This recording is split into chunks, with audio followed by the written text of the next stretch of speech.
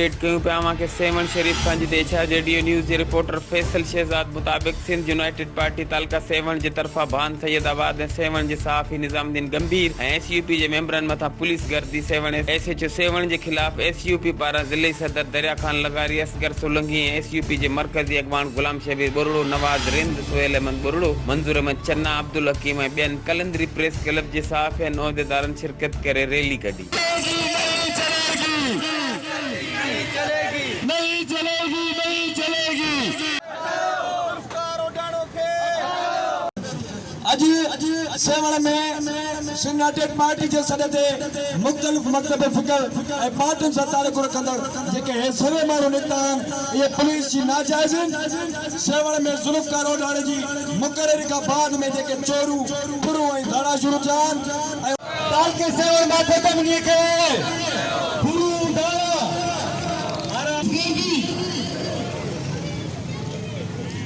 Police गर्दी police गर्दी police गर्दी इमाम अली जबई के रैली नए स्टाफ का थींदी गोल्डन चौक खां धमाल चौक खां थींदी कलंदरी प्रेस क्लब ते पहुती। प्रेस कॉन्फ्रेंस कंदे डीआईजी हैदराबाद एसएसपी जामशोरू खां घुर कई वई सहाफ़ी निज़ामुद्दीन गंभीर एसयूपी जे मेंबरनि तां कूड़ा केस ख़त्म कया वञनि। एहतियात में शहरियुनि ऐं समाजी अॻवाननि वॾी तइदाद में शिरकत कई।